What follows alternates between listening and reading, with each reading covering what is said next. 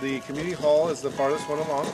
The outside siding is done. The windows are done in the community hall, and we're just on interior finishes.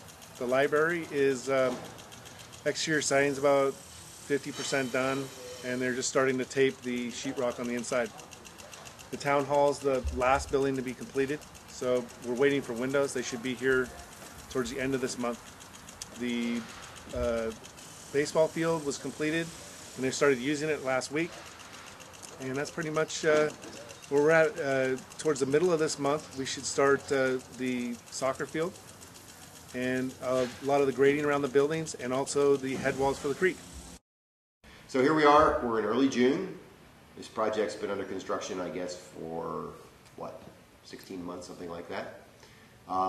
We now have 3 buildings and a kind of a chewed up site right now in some cases. Lots of construction and earth moving and finishing work going on. Inside the buildings, they're coming along. You can see the spaces and feel the spaces now, and the final materials for the roof and the walls and the ceilings and the light fixtures are all kind of descending on the site and being installed. The doors are being installed and the windows are being installed or have been installed a couple of months ago. The project is on schedule, and I'm very pleased that they're literally talking about moving in here in about 6 weeks, and that the buildings should be ready for them when they do that. The town center group, the town center administration team, is going to move in late July, maybe early August, depending on whether their furniture arrives in time and is installed. The community hall, which is the building that's farthest along, will probably be usable for fall classes. And the library, I understand, is expecting to move into the library during the month of August. We're going to do a groundbreaking ceremony, ribbon cutting ceremony at our Blues and Barbecue on the 14th of September. And we're hoping the whole town will come. And in fact, we're expecting some people from outside as well. Someone said Al Gore, but I don't believe that. We are very proud of how these buildings are turning out. I'm getting nothing but compliments about how they appear. And quite frankly, I'm most proud about the fact that we have done this in the greenest possible way. There have been little issues. I know the baseball players were very concerned for a little while that they were going to hit home runs into the playground and hit small children in the playground.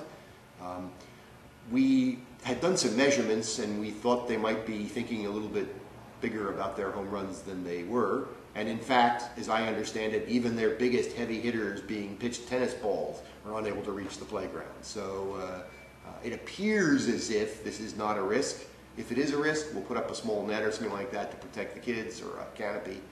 But that's the kind of problem we're dealing with as we kind of jump into the site now. The soccer players find that the new field's a little wider than it used to be, and it might be a little different than they expected.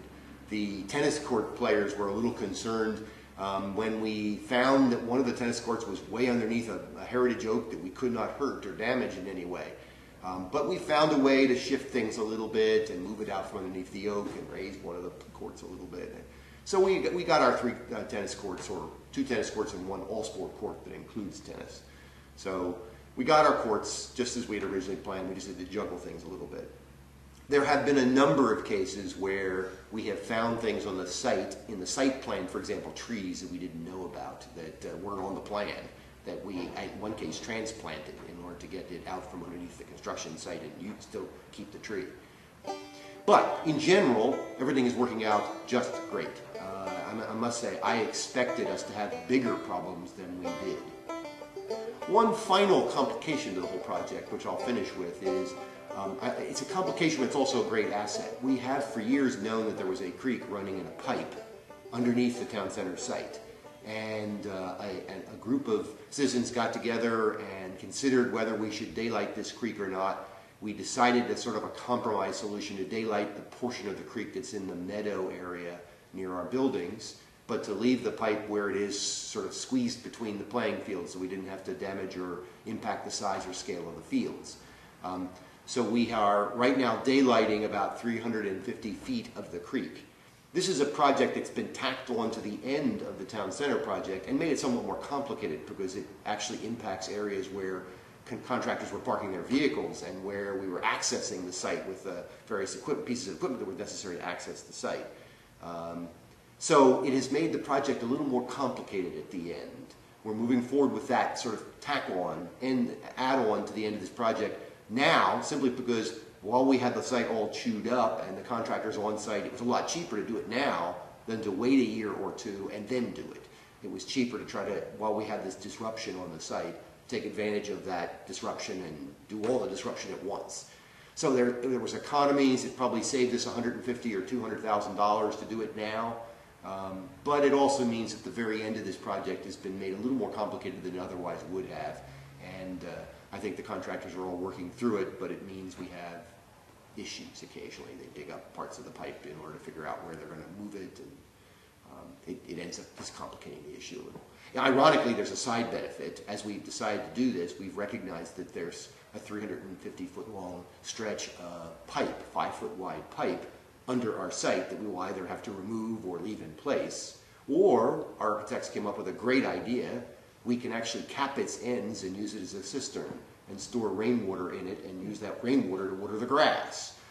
We're still experimenting whether that's going to work or not, but it appears to work. So in effect, we've managed to convert this culvert that was holding the creek underneath half the site into a cistern to save rainwater.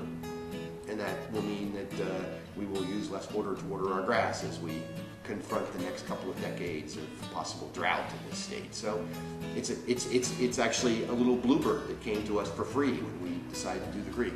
It's saving us a great deal of money. If we were to put in cisterns, they would cost $100,000 or so. This cistern's already in the ground and free.